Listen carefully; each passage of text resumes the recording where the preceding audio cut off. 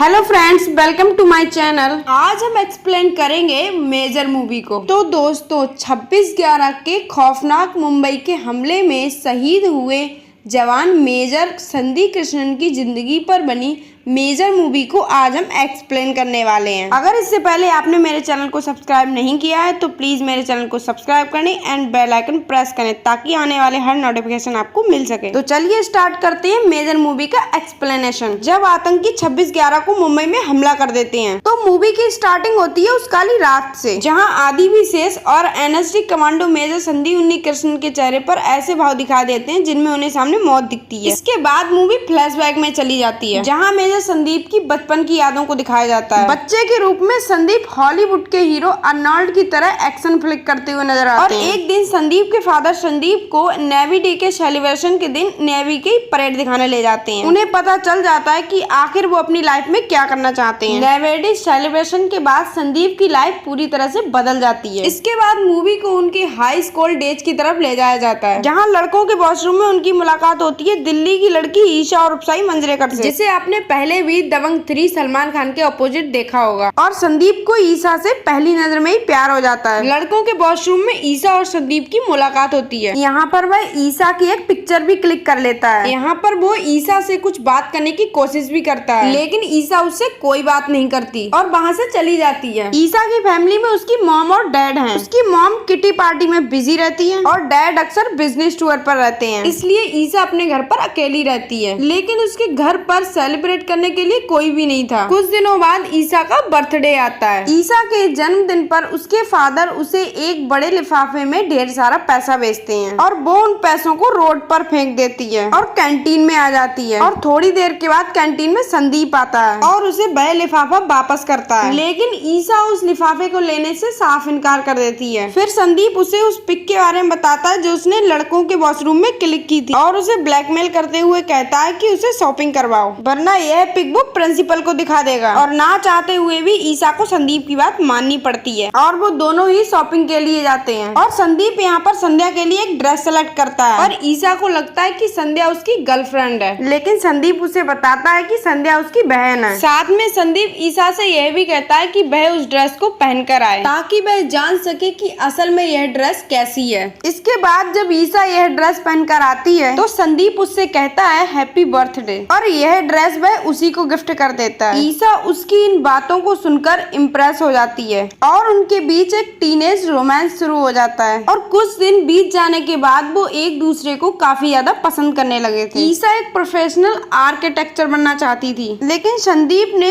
ईशा को अपने एम्बिशन के बारे में कुछ भी नहीं बताया था। संदीप ईशा से तो छुपाता ही है, साथ में अपनी फैमिली वालों से भी छुपाता है और नेवी के लिए फॉर्म अप्लाई कर देता है। वहीं एक तरफ संदीप के पेरेंट्स चाहते हैं कि वह डॉक्टर या इंजीनियर बने, लेकिन संदीप देश की सेवा करने का फैसला ले लेता है। कुछ दिनों बाद स्कूल की फेयरवेल पार्टी में सभी लोग अलग अलग तरह की कॉस्ट्यूम पहनकर आते हैं, लेकिन यहाँ पर संदीप नेवी का कॉस्ट्यूम पहनकर आता है और आकर ईशा के साथ डांस करने लगता है। वो दोनों एक दूसरे को पसंद तो करते थे, लेकिन उन्होंने अभी तक अपने प्यार का इजहार नहीं किया था, क्योंकि अब उन दोनों के दूर होने का टाइम आ चुका था। इसलिए ईशा चाहती थी कि वह उसे बता दे कि वह उससे प्यार करती है, और इससे पहले ईशा संदीप को बता पाती। संदीप के पेरेंट्स को ये पता चल चुका था कि संदीप ने नेवी के लिए फॉर्म अप्लाई किया है और संदीप की फैमिली वाले ईशा के सामने ही पूछते हैं कि उसने नेवी के लिए फॉर्म अप्लाई क्यों किया और ये बात उनसे क्यों छुपाई। लेकिन संदीप इसका कोई भी जवाब नहीं देता है और ईशा के साथ अपने रूम में चला जाता है। और ईशा को जब पता चलता है कि संदीप नेवी में जाना चाहता है तो वह अपने प्यार का इजहार कर ही नहीं पाती। हालांकि संदीप को नेवी ने रिजेक्ट कर दिया था। उसके बाद भी ईशा को यह पता था कि संदीप इतनी जल्दी हार मानने वाला नहीं है, इसलिए वो संदीप से कहती है कि वह हमेशा फ्रेंड रहेंगे। साथ ही संदीप से वो ये भी कहती है कि सोल्जर सिर्फ नेवी में नहीं होते। अब क्योंकि बचपन से ही संदीप को वर्दी पसंद थी, इसलिए वो कहता था कि वो आर्मी में जाएगा और फिर तुरंत ही वो अपने पेरेंट्स के पास जाता है और उनसे कहता है कि वह आर्मी ज्वाइन कर रहा है। और जब ये बात उसके माता पिता सुनते हैं तो वो थोड़े उदास से हो जाते हैं। संदीप की माँ संदीप से कहती है कि वो आर्मी में क्यों जाना चाहता है, वहाँ पर तो बहुत खतरा होता है। तो संदीप उनसे कहता है कि अगर हर एक माँ ऐसा सोचेगी तो कैसे चलेगा। संदीप के घर वालों ने बहुत मना किया लेकिन वो नहीं माना और एनडीए की ट्रेनिंग करने वह बेंगलोर चला गया। ट्रेनिंग शुरू हो जाती है और शुरुआत में संदीप थोड़ा कच्चा था, वह ज्यादा कुछ नहीं कर पा रहा था, ना ही दौड़ पा रहा था और ना ही फाइट कर पा रहा था। लेकिन संदीप के अंदर एक फौजी बनने का जुनून था और उसी जुनून ने संदीप को एक परफेक्ट सोल्जर में बदल दिया। संदीप यहाँ से ईसा को काफी सारे खत लिखा करता था और अपने डेली रूटीन के बारे में बताया करता था, बट सामने से कोई भी खत नहीं आता था। इसके बावजूद भी संदीप ईसा को कई सारे खत लिखा करता था और एक दिन उसे पता चलता है कि जो खत वह ईसा के लिए लिख रहा है आखिर में वो ईसा तक पहुंच ही नहीं रहा है। संदीप ट्रेनिंग के दौरान काफी अच्छा प्रदर्शन कर रहा था और यही सब चीजें उन्हें पसंद नहीं आती और इसलिए एक हर्ष नाम का लड़का वो सारे खत छुपा लेता है और जो खत ईसा के पास से आए हैं वो भी छुपा लेता है। और जब यह बात संदीप को पता चलती है तो वो तुरंत ही ईसा के खत को पढ़ता है। तब उसे पता चलता है कि 25 तारीख को यानी कि परसों ईसा स्विट्जरलैंड जाने वाली है। और जब यह बात संदीप को पता चलती है तो वो ईसा के घर तुरंत ही पहुंच जाता है और उससे मिलता है और संदीप उसे बताता है कि जो खत उसे वो लिख रही थी वो खत उस तक पहुंच ही नहीं रहे थे और जो खत संदीप लिख रहा था वो भी उस तक नहीं पहुंच रहे थे। इन सारी प्रॉब्लम के बारे में संदीप ईसा को बताता है। इसके बाद हमें ये पता चलता है ईसा घर से निकली थी एयरपोर्ट जाने के लिए। तो यहाँ पर संदीप ईसा से पूछता है आज तो 24 तारीख है और उसे तो स्विट्जरलैंड 25 तारीख को जाना है, तो भाई आज कहाँ पर जा रही है। तो यहाँ पर हमें पता चलता है कि ईसा बेंगलोर जा रही थी, वो भी संदीप से मिलने के लिए।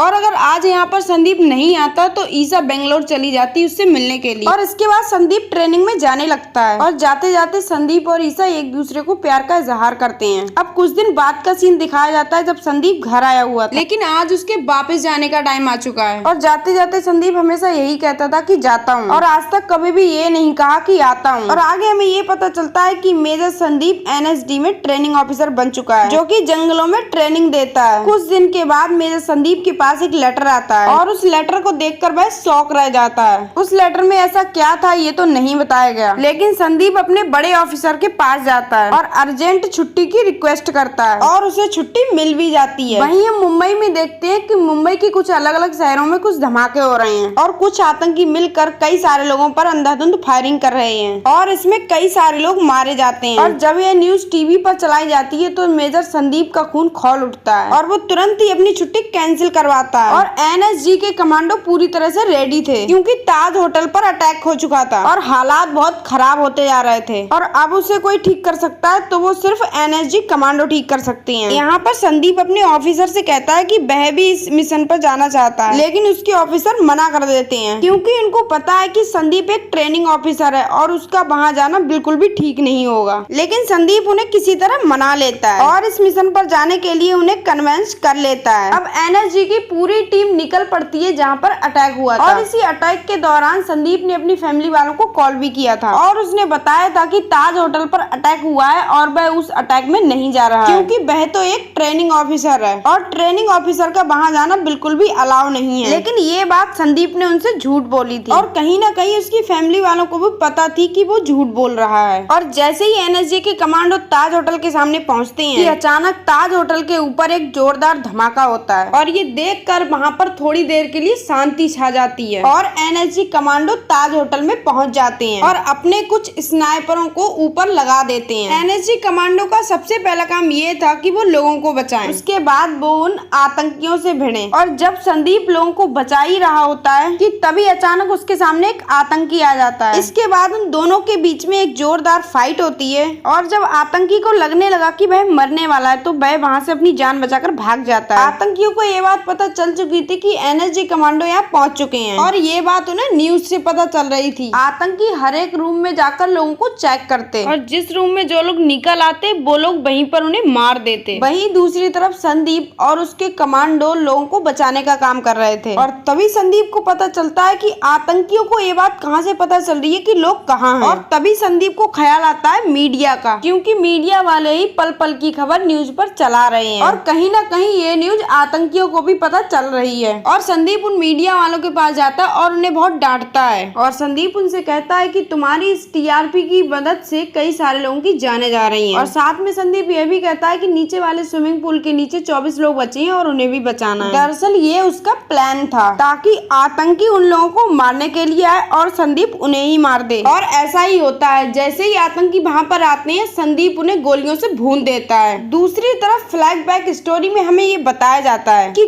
कैसे ईसा और संदीप के बीच दूरियां आई। कुछ दिनों पहले ईसा की तबीयत ठीक नहीं थी और वो हॉस्पिटल में थी। उसे संदीप की जरूरत थी। उसने संदीप को कई बार कॉल भी की, लेकिन संदीप ने कॉल नहीं उठाई क्योंकि वह एक क्रिटिकल कंडीशन में फंस चुका था। और जब कुछ दिनों के बाद संदीप वापस आता है तो ईसा उससे मिलती है और दोनों के बीच झगड़ा हो जाता है। यहाँ पर संदीप ईसा को समझाने की बहुत कोशिश करता है, लेकिन ईसा उसकी कोई भी बात नहीं मानती है। इसके बाद हमें बताया जाता है कि जो उसके पास लेटर आया था वो डिवोर्स का लेटर था, इसलिए संदीप काफी सैड था और उसने अपने ऑफिसर के पास जाकर तुरंत ही छुट्टी ली थी ताकि वह ईसा से मिल सके। और तभी ताज होटल पर अटैक हो गया और मेजर ने बिना सोचे समझे ही अपनी छुट्टी कैंसिल कर दी। और आप देख रहे थे कि सभी आतंकी एनएसजी कमांडो पर भारी पड़ रहे थे। कई सारे एनएसजी के कमांडो इंजर्ड हो चुके थे, इसलिए बड़े ऑफिसर ये चाहते थे कि वह अपने कदम पीछे ना ले। बट मेजर संदीप ये नहीं चाहते थे क्योंकि चारों तरफ आतंकी थे और बीच में संदीप था। उनके बीच चले जाने के बाद वह उन आतंकियों के बीच फंस जाता है। संदीप यहाँ पर कई बार इंजर्ड हो जाता है, लेकिन इसके बावजूद भी वह उन आतंकियों का सामना करता है। हमारे कई सारे एनएसजी कमांडो नीचे थे और वो ऊपर आने की कोशिश करते हैं, लेकिन उन आतंकियों ने रास्ता ब्लॉक करके रखा था, इसलिए एनएसजी कमांडो ऊपर नहीं आ सकते थे। इसलिए संदीप अकेला ही उन सारे आतंकियों को मारने की ठान लेता है और अकेला ही उन सारे आतंकियों से लड़ता है, जिसमें उसके 4 गोलियां लग जाती हैं। उसके बावजूद भी वह सारे आतंकियों को मार गिराता है और वहीं पर संदीप की भी डेथ हो जाती है और संदीप वीर गति को प्राप्त हो जाता है। और इसी के साथ मूवी का एंड भी हो जाता है। Thanks for watching this video. आपको कैसी लगी कमेंट करके जरूर बताएं।